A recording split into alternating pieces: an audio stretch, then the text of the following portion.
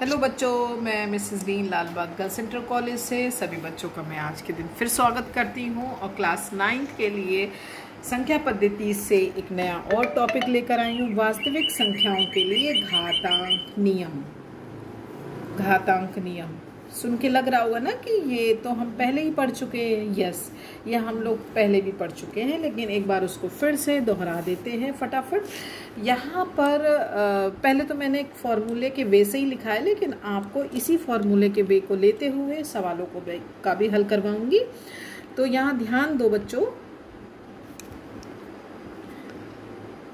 ए की power m into A की power n is equal to A की power m plus n। या जहाँ पर यहाँ ध्यान दें तो बच्चे a जो है वो या b है, देखो नीचे b भी देखो, या m है या n कुछ भी ले, तो ये सारे धन पूर्णांक होते हैं, यानी कि हमारे पॉजिटिव इंटीजर्स। तो अभी बच्चों को एक एक मैं नियम लेकर के बच्चों को यहाँ पर अंकों के द्वारा समझाती जाऊंगी। यहाँ पर आपने क्या देखा कि दो पूर्णांक मल्टीप्लाई हो रहे, लेकिन आधार दोनों के क्या है। देखिए, ये पहले तो एक चीज़ सीख लो। जैसे हमने लिखा, मोटा मोटा लिख रही हूँ मैं जान के, ताकि बच्चों को क्लियर हो। ए ये आपका बेटा बेस है यानी आधार, और m जो है वो है पावर यानी कि घात। तो आप यहाँ पर देखो, ये दोनों आधार कैसे हैं, समान। a ये भी है, a ये भी है, लेकिन घातें कैसी हैं, अलग अलग। तो कहने का मतलब है, पहला हमारा घातांक का नियम होता है जब आधार समान होते हैं और गुणा हो रही होती है, तो उन दोनों की घातें आपस में जुड़ जाती हैं। तो ये आपका हो गया पहला नियम। कहने का मतलब है, जैसे कहीं 2 की पावर 3 इंटू 2 की पावर 5 है, तो इसका मतलब क्या हुआ, आधार समान हो गए, मल्टीप्लाई हो रहा है, तो हम कहेंगे 2 की पावर 3 प्लस 5, इट मीन्स 2 की पावर 8। सिंपल, पहला नियम क्लियर हो गया होगा।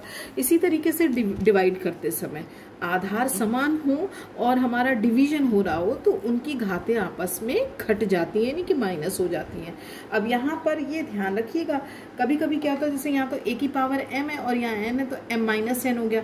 बच्चे लेकिन कंफ्यूज हो जाते हैं। मान लीजिए 2 की पावर 3 है डिवाइडेड बाई 2 की पावर 5।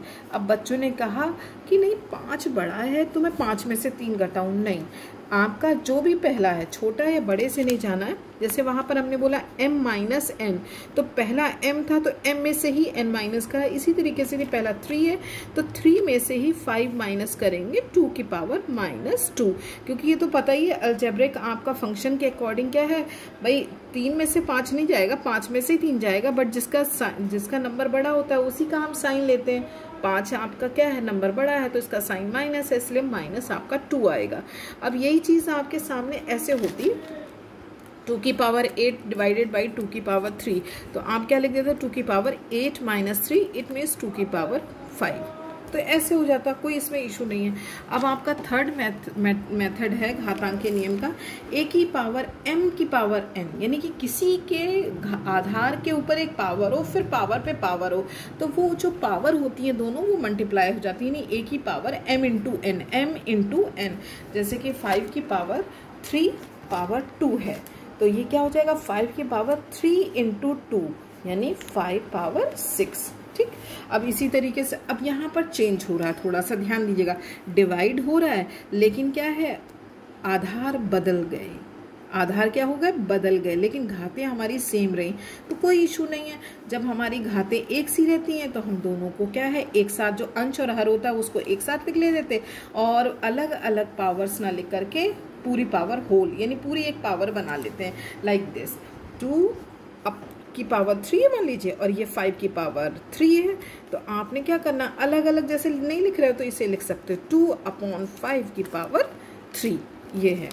और एक आपका नेक्स्ट नियम है, नियम नंबर 5, सेम है, जैसे यहाँ डिवाइड का था, यहाँ मल्टीप्लाई है। आधार अलग अलग है लेकिन घातें फिर सेम है, तो जब आधार अलग अलग हो, मल्टीप्लाई हो, तो पहले दोनों की मल्टीप्लाई कर लो एंड देन फिर होल पावर कर लीजिए। और किसी भी नंबर का नेक्स्ट हमारा नियम है, किसी भी आधार की घात 0 हो, कोई भी नंबर हो, लेकिन यदि आपकी घात 0 आ जाती है तो उसका आंसर हमेशा 1 आएगा, उसमें कोई भी टेंशन लेने की ज़रूरत नहीं है। 10 की घात 0 आंसर 1, 5 की घात 0 आंसर 1। ओके, अब यहाँ पर एक ये भी देख लीजिए लास्ट में इसका नियम 1/a की पावर n लिख रखा है। अब इस n को हमें ऊपर ले जाना है, तो जब हमारी पावर प्लस की होगी ऊपर जाएगा तो माइनस में आ जाएगा।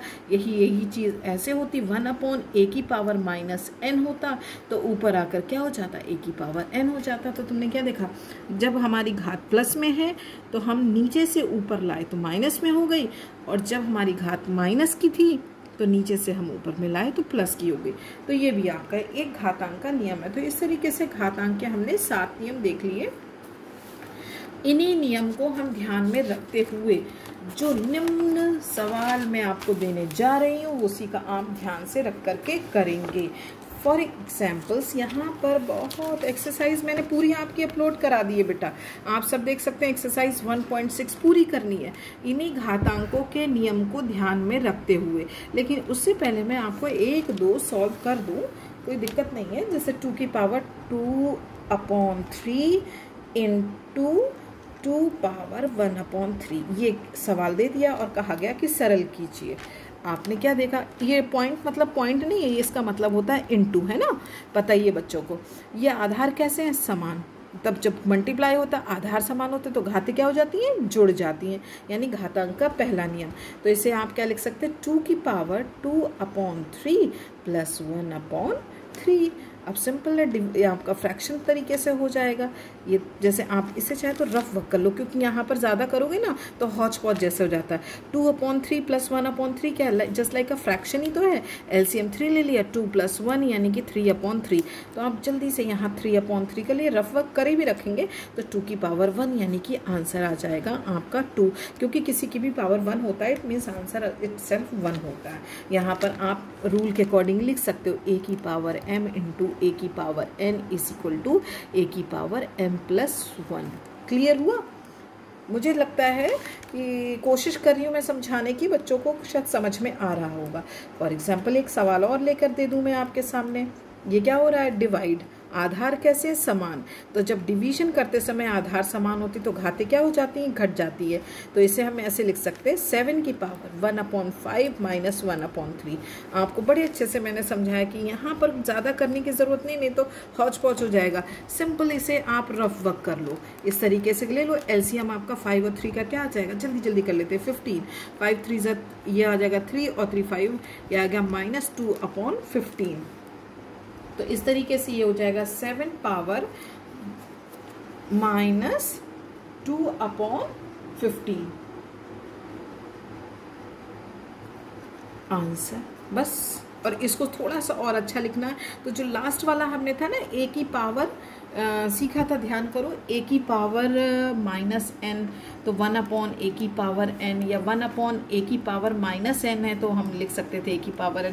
इसे करना है तो कर दीजिए, नहीं करेंगे तो कोई ऐसा इशू भी नहीं। तो ये हो जाएगा 1/7 की पावर 2/15। इसे ऐसे भी लिख सकते हो, और नहीं भी लिखने का मन है तो आप ऐसे लिखोगे तो ये भी अपने आप में क्या है, करेक्ट है।